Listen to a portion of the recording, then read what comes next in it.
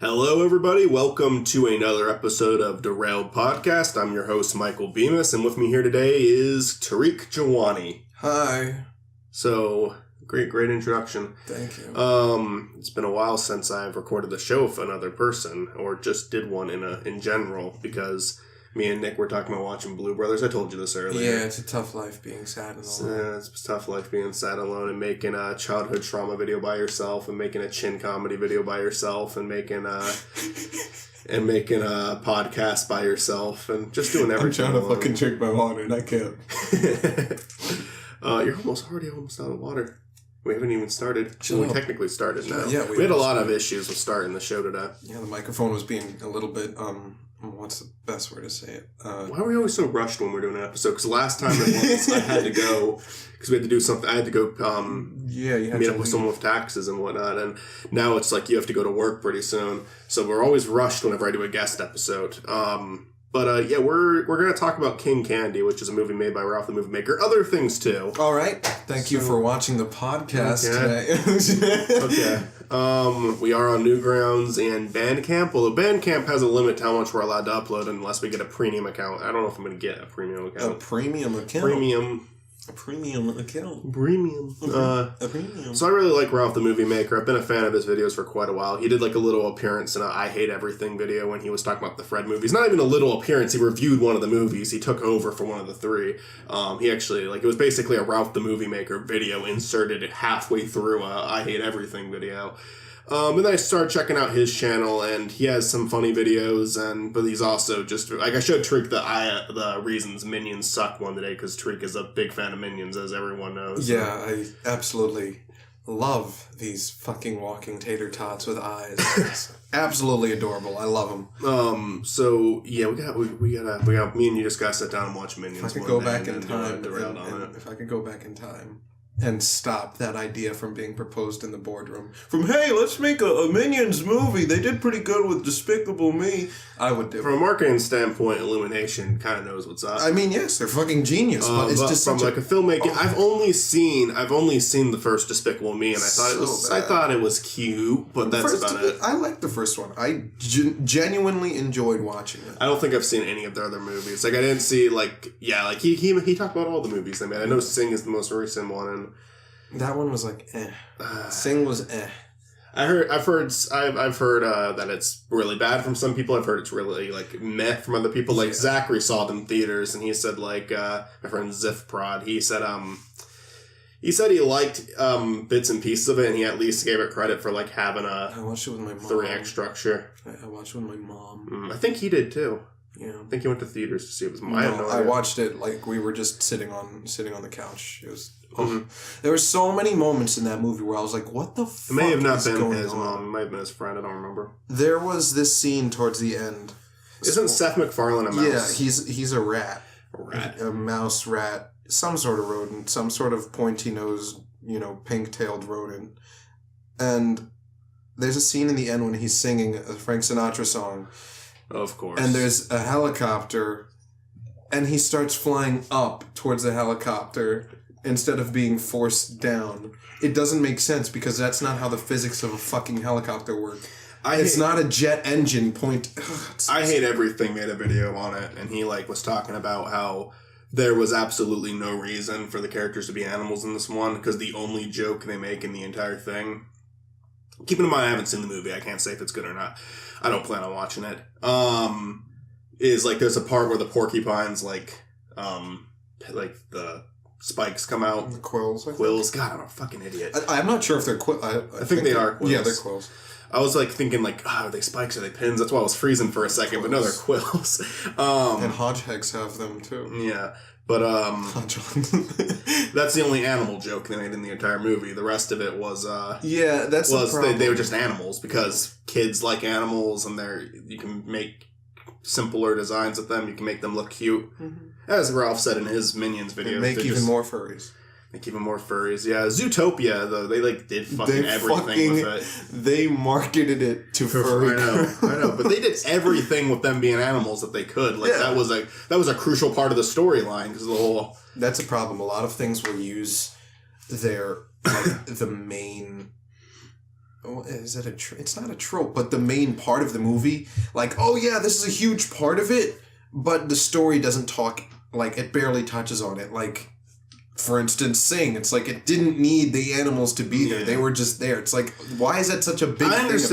I understand, like, sometimes making human characters is boring, especially if you're making an animated film. Because, like, Illumination knows how to make another human-looking character without making them all look like, Despicable Me. Yep. Like, making people characters and animation, it can be fun if you're creative enough. Like, Gravity Falls had a really unique designs of, like, Grunkle Stan and whatnot. Like, that was pretty good. They actually had 5 fingers. Yeah. Oh, some had 6. Yeah. But, I think Dipper and Mabel only had 4. It was really weird. The kids had 4, but all the you adults had in that universe, do you just grow a 5th finger when you grow up? I don't know. And when you, like, ascend to a higher level of consciousness, that's when you get the 6th. I'm fine with it as long as, like, because if they had if the kids had 5 fingers and it looked weird, I mean, I'm fine with that decision. It probably did, because like cartoon style is usually a little bit chunkier than, like, the Simpsons movie. I don't know if you've ever seen that. Did you? The first one, yeah, the only one. They had a joke they wanted to make, but they couldn't because the Simpsons characters only had 4 fingers. They still tried to do it anyway, and it didn't really make a lot of sense. When Homer goes into the pit and it's taking him forever to go down. Remember when they're escaping from the dome and they all escape for the sandbox? Well, it's been yeah. Homer goes down, he gets, like, stuck in, and he's like, as he's, like, going down, he's, like, trying to flip them off, but he only had 4 fingers, so he can't flip them off. Again, way off, getting derailed, but anyway. About that movie that we just watched. We'll get to that. We'll get to that. I did an episode on Brockmire last episode. I didn't talk about Brockmire until the last 20, until 20 minutes in. But in the rare circumstance that there's a commenter that is, like, the white... In the rare circumstance that there's actually a commenter on the show. The White Knight. No, I mean, the White Knight of, like, the comment section who's like, the actual review begins at, like, 5 minutes in. What? I don't know if Brockmire, since I advertised as that, I put, like, a time mark where you could just skip to that part if that's the only reason you were interested in. With Guardians, I didn't have to do that because it's basically what we talked about start to finish. But this one, it's like, we don't have as much as Guardians as we have on Guardians. Well, I mean, Guardians of the Galaxy is part of a universe. I know. This is a single one-off. I'm not saying that's a bad thing. I'm saying a lot of DeRailed episodes aren't just going to be us going on about one movie. We are going to eventually talk about King Candy, and that is the reason we're recording this. Okay, we're going to get to that right now. But that movie sucked. It sucked. No writing, no talent. I hated it. I hated every minute of it. I'm giving King Candy a 0 out of 100. I've never seen it. No, just fucking pull up. It's a Hot Diggity Demon. Hot Diggity Demon. No, I like the movie a lot. As did I. And, like, I have some I was going to say one thing about, like, the other topic, but I guess we'll just drop it because we're on King Candy now. I wasn't done. Is what I'm saying. King Candy, yeah, I watched it. Like, I like I said, I've been a fan of his videos for a little while now, and I was going through, and then I realized, he actually makes movies. He's Ralph the Movie Maker for a reason. He's not just a reviewer. So and, like, the reason there aren't that many movies because he actually puts time and effort into them, unlike some people. But, why did you look at me? I didn't look at you. I don't make movies. You don't make movies at all. My movies are fucking garbage. We're going to talk about that someday, but I think we need an audience first. God, that's sad. That's such a sad thing to say. How could this happen to me? But, yeah, we're being obnoxious in this episode instead of just talking on the topic. I'm having a hard time staying focused, sorry. But, I saw his movie, and it was, like, 48 minutes long. And I was like, oh, wow, this is actually, like, almost full length. Not exactly. It's, like, half full length, but... I think to be considered full length, a movie has to at least be an hour and 15 minutes, and that's like the bare minimum of being full length. I think anything under that isn't full length and is a short film. It's like when those YouTubers that make, like, stupid content update videos and vlogs, they make it 10 minutes in, like, 1 second just so they get over the 10-minute mark. It's like but yeah, I've heard a lot about that. PewDiePie does it every episode, does it every video. Well, I mean, now he's just a shit poster. Well, yeah, he does it I think he does it on purpose. I don't think PewDiePie needs to make money ever again. I think he's just kind of set. Unless if he like gets really stupid with his money. But he probably has financial advisors. I think PewDiePie genuinely likes the stuff he makes. With getting so fucking off topic. Like, that's why it's called DeRailed. It's not supposed to be this bad. So yeah, I was like, oh god, it's like 48 minutes is like a short film, but I was like, I'll watch like 3 minutes now and watch the rest of it later. because it was pretty late. And I ended up watching the entire thing. I got hooked immediately, and I think most of that comes from how good of a performance Ralph does. I think that, again, I told you before we watched the movie, I don't think the movie would be half as good if it weren't for him playing the main character. Yeah, he kind of holds up the whole movie. He does, because like the other actors, I don't think... There's scenes where some of the actors I think are fine, and then some, like, where they're, like, Nick, for example, I think there was, like, when he first, like, confronts Ralph about it, he was doing fine in that scene, but then when he's by the locker... drops when he's by the locker talking to the girl, which, that's a good thing, a good point to mention with this movie, too. I don't remember any of the names other than, Glenn, because he was the only... And Tim. Is the kid's name Tim or Tim? Tim, I think it's Tim. Tim, whatever. And then there was Nick, and those are the only names I can remember. And the only reason I remember Nick is not because of the character was so interesting, because of how much Glenn hated him, how much, like, how, like, negative he was towards that name. Yeah. I remember, like, the Vultures. Remember the name of the gang. I don't remember any of the characters' names. That's what names. They wanted you to do. He wanted you to remember the Vultures. I don't think they had names, to be honest. I think they were just the Vultures. And... God, I'm losing my train of thought. But yeah, like... Ralph really was the only one who was a great actor. I felt the girl was fine in some scenes and others not as much. I think that she was kind of just there. It seemed like a lot of these people were probably friends of Ralph's, kind of like we make videos with friends. Like, not all of them can act, some of them can, but like... It's like, yo, Tommy, like, I'm new in this video. I think Tim was Ralph's... I think that kid's actually Ralph's brother. I just saw that from comment section. I don't know if that's actually true, but people say that it's his brother, I don't know. But his little brother he went to see Zootopia with. I still stand. Remember the Oscars video? That's the first video I should have tried. I still stand. You still stand.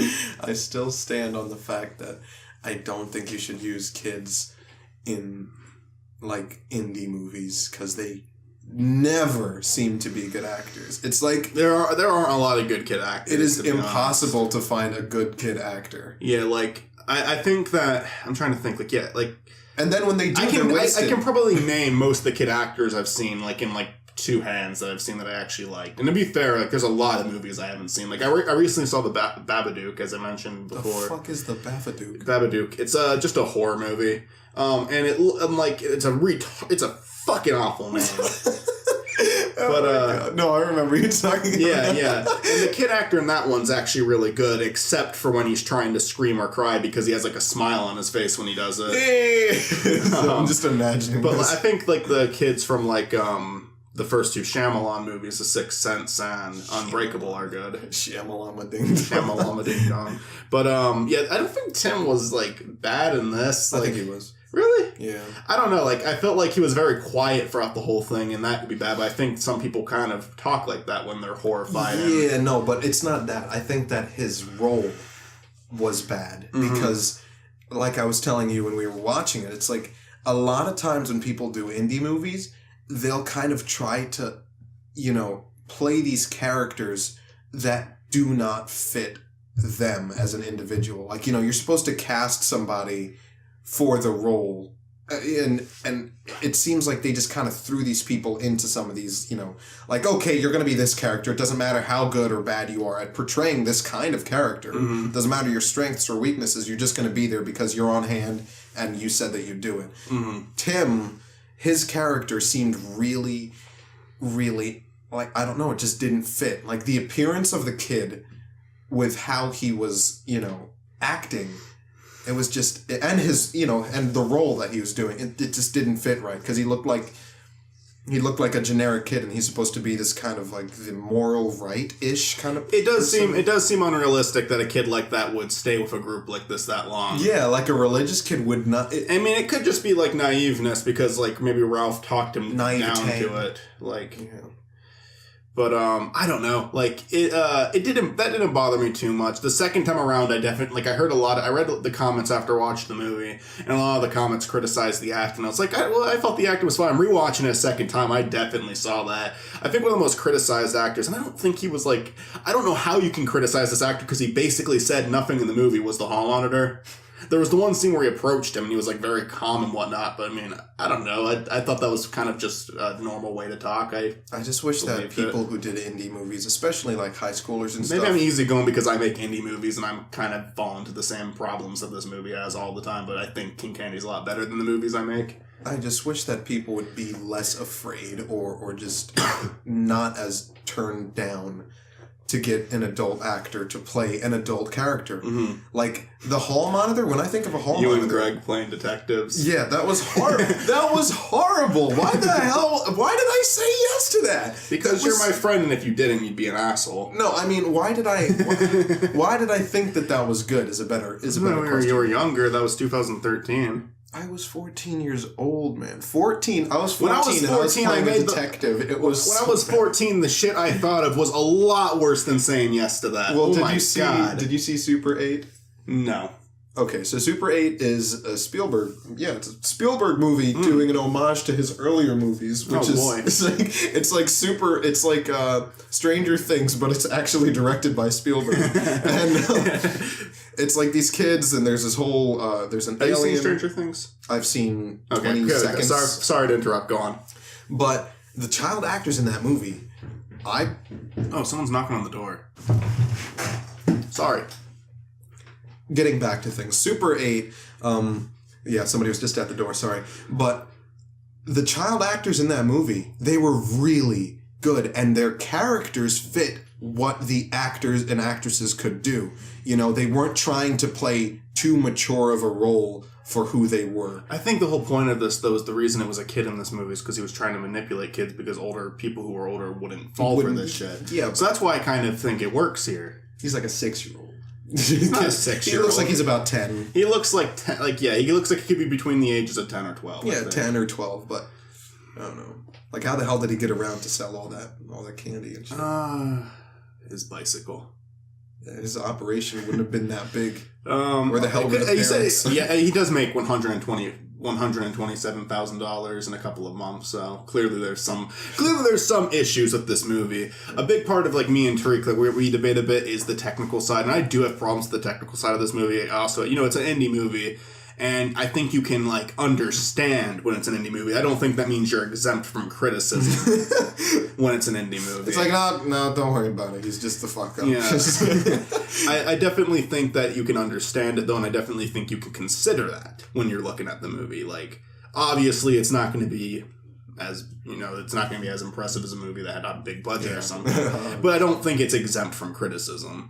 And like, I mean, especially when it's stuff that you can control, like the color scheme, which is one of the things I mean, kind of talked about. His color palette was definitely far from something that I liked. It was, I think a lot of it fit like with like a lot of the really unnerving scenes because it would give it a really rough look to the movie. Yeah, but it was there throughout. But it was there throughout, and I don't think it needed to be there throughout. And I think some of the scenes looked great with like then they didn't have the really exposed colors like that. They just like when I say exposed colors, it's like there's a lot of scenes where it's extremely overexposed. Like when the scene where Nick's getting in the car when Ralph's holding the gun out. Oh my god, when that drives off, like half the screen's just white. Like you can barely see anything on that half.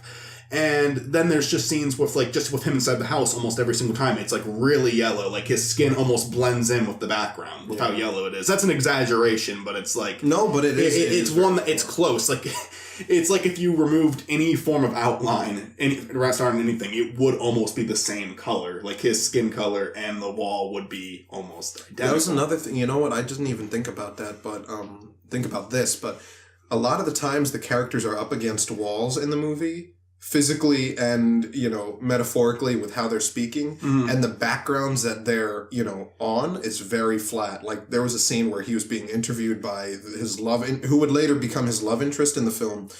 And both she and him are up against this really plain colored, I think it was like a pale white or something like that kind of color. And it was just, it just killed it for me because I was so, like... Instead of, you can focus on the actor because they're the only thing there, but there's also this fucking ridiculous blank space behind them. Scenes where I think the really exposed colors work is one when it cuts to like when he starts playing the classical music and it shows him like he's now working with the vultures.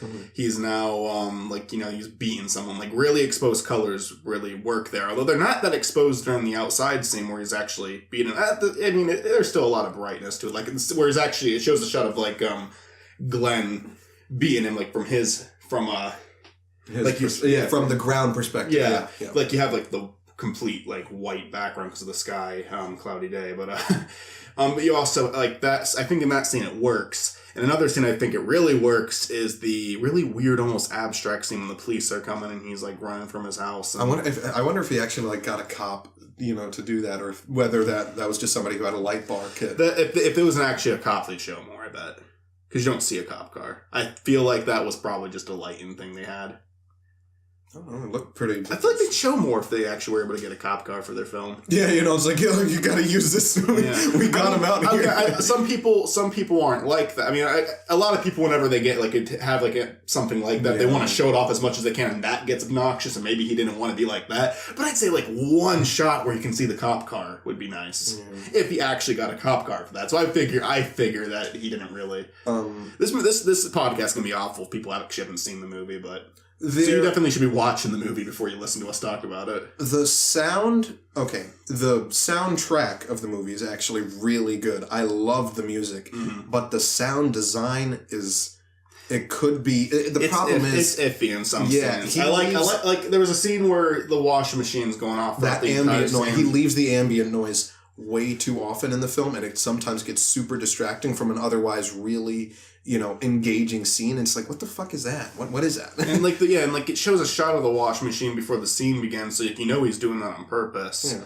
So it's not like it was an error when filming the movie. But... He could have used a different sound. If he wanted to do that, he could have used the actual sound of the machine. He could have just lowered it, possibly, too, and it would have been fine. But, I don't know, maybe he wanted it to be, realistic in that sense, because I know whenever I'm, in a house with talking to someone, a washer or something like that's running, it's loud as fuck.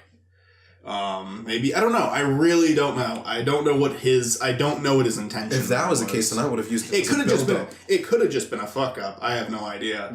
That's a big fuck up. Yeah, I feel like that was a fuck up, that was huge. So I think I feel like editing was pretty good. The editing, yeah. But just keeping in mind of cutting and whatnot, and this order, the sequence, how long scenes went on. That in that way, I think the editing was really good. That being said, color grading, I'm a little skeptical for it. I definitely liked it more than Tarik did. I didn't like the color grading. I definitely liked it more than Tarik did because I think in a lot of scenes it worked really well, and I think some scenes they weren't trying to use those really exposed colors, especially near the end. And I think the scene where they're in the room where she's lying about getting hit by Nick, that one, it just looked perfectly normal.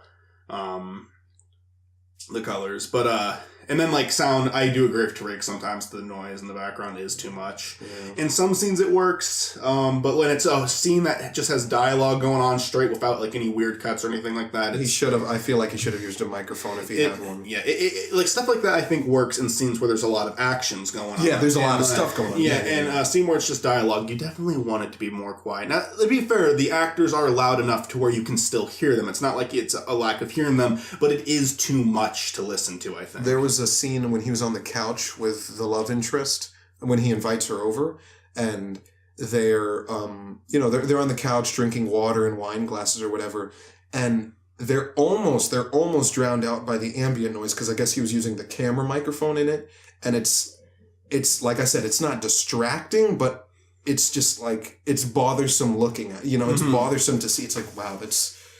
Looking back at that scene, that could have been so much better had they had, some kid with a freaking a broom with a microphone taped to the end of it, using it as a makeshift boom mic.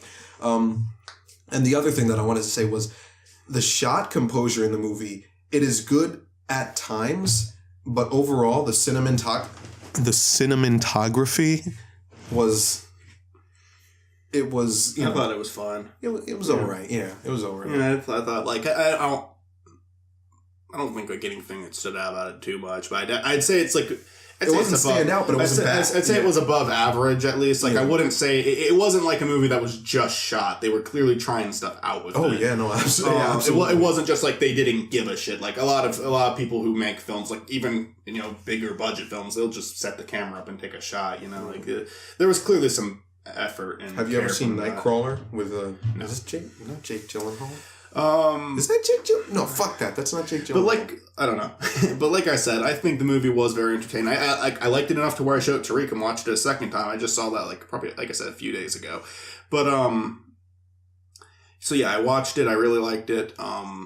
I do think that Ralph really is what kind of holds the movie together. Without Ralph, I don't think I'd like it. I think I'd appreciate a lot of the stuff the movie did, but I think if you put a different actor in like Ralph's place, it wouldn't have worked. Had he had, I think with Ralph, because we've been talking about like the problems with it for a lot of it, like for a lot of this podcast. But I mean, I think a lot of it just comes from the energy he has. The story is interesting. Like, I don't know if it's the best story. Like, it's not like the most engaging story, but I mean, it starts off with him just taking a few dollars out of a charity bag, just starting his own charity where he's just basically stealing money, just becoming a flat out criminal. Mm-hmm. Who's, he's beating people, he's getting people to get into his car with his gun, and seeing that evolution of a character is entertaining. It is fun to watch. That's why a lot of people like something like Breaking Bad or whatnot. And Ralph was perfect for that part. I think, like I was telling you downstairs, if he hadn't seen the episode of The Boondocks where Riley starts his own chocolate selling business and basically scams the hell out of almost the entire town, and then basically has a criminal empire from that, I've really... But it sounds like that was done as a joke, though, right? That was like completely a comedy. Well, the episode was... it's the show itself is a comedy. Yeah, but this movie definitely had a sense of humor, but it did seem to take it seriously. It took it to, but it's almost like it's very similar. It has its parallels that are like too close to ignore. Mm-hmm. And the Boondocks episode's older. I have no idea when the Boondocks episode. I'm just saying that. Is that show still on? No, it's off. That's probably. I'd assume that since this was a 2015 film. Oh no! Yeah, that episode is from quite a while beforehand. I didn't know how old the movie was. Mm. But yeah, the episode ends with this big shootout, Scarface hotel style, and it's a funny episode. It's definitely one of my favorite ones. Everybody knows the "What's good?" Oh, okay, I know. So what would you rate this film? If anything, from what I've seen, I would give it a solid 7.5 out of 10. Yeah, I was gonna go for like 7 or 7.5 out of 10. Like, I enjoyed it a lot. I think the technical issues are bad. I'd probably go for 7 out of 10. Like, I mean, it's funny because I think I almost talk like it. I like it more than you do, but I don't know. Like, I think 7 or 7.5 out of 10 is fair. I want to change some of the things I've reviewed movies in the past. Like, because if by saying that, I'm saying that this movie was as good as Kong Skull Island, and that is not the case. Because I said Kong Skull Island was like a 7 out of 10. I think I'd switch that, like, after more time to think. But, like, I think I was being too nice. I think I'd go, like, for 5 or 6 out of 10. You're going to take off the rose-colored glasses. I think that I had, like... Because all I said about the movie is I thought John C. Reilly was fun in it. And I liked the... He's the one that's always in Will Ferrell movies. Yeah. Right? Yeah. And I said that I liked the visuals of the film, but that's like, I said the story was weak and all the other characters sucked. That's not really a 7 out of 10 film. Well, the thing is... Did you see Kong? No. Kong Skull Island, Pacific Rim, those movies with big monsters, they need to understand that it's okay to sometimes cheap out on characters if you're just going to have a monster movie. Kong Skull Island does that a lot, but the characters they do have kind of suck. Yeah, but that's the thing, that like they put too much time into these characters just to cheap out on them. It's like, why the hell do you show me 20 minutes of these dudes walking around in the jungle? I think the first 20 minutes of Kong Skull Island are painful, but after that it really does pick up. Because that's when the monsters get involved. Yeah, and it kind of like, it's not, you get a lot of monsters throughout the film. It's not just Kong. I think that it gets a lot of fun after that. The only thing is, I don't know, like, at least throw some funny characters in there. John C. Reilly's, I like him, but, like, they have, like, this romance that is very obvious that they're going to do that from the start. And those two, like, the A-lister actors that they have, yeah. One of them was Brie Larson, who was in the Free Fire we saw. Oh, yeah, she was the chick. Yeah. Did we do a review on it? We didn't do a podcast on it. Oh my god, why didn't we? That's a movie that got barely any critical attention. Because we didn't have the channel up yet. We weren't ready for it, and it was just Guardians of the Galaxy 2 was the first one we did for this channel. Yeah. That's basically what started it. We need to do Free Fire. I'd also put Split from an 8.5 to an 8. Like, there's a few more things I noticed from my review. I give Split a 2 out of 10. Never seen it. Never seen it. No, I have not. Oh wow, it's going black. Oh no! What if it just goes black and everything's missing? What if that happens? I would literally just fucking lose my mind. Yeah. I would be so upset. I saw 2 other movies this week. Have you seen any other movies this week? I saw. We'll keep these brief because I know we have to end this pretty soon. I have no idea what I saw. I think I saw something. Okay. I'm not sure if I watched anything. I was supposed to watch Blues Brothers, didn't. Cause like 9 times. Yeah, Nick said like literally 80 times in the last week. No. Oh my god. Oh yeah, and Pinsek keeps wanting to watch Blue Brothers, and we're talking about doing a DeRailed after that, but he keeps failing. Is that the one with the guys on the cover wearing the sunglasses and the fedoras? Yeah. I think it's based off an SNL skit, I'm pretty sure. It is. And it became like its actual band too. But well, actually, I don't know. But I don't know a lot. And about is Chris Farley in that? I don't know if that's. I think so. I think Chris Farley's in that movie. I don't know. I really know nothing about this movie other than it's based off an SNL skit, and I know I'm a soul man. I know that shit, but I saw the Burn After Eden, which is a very funny movie.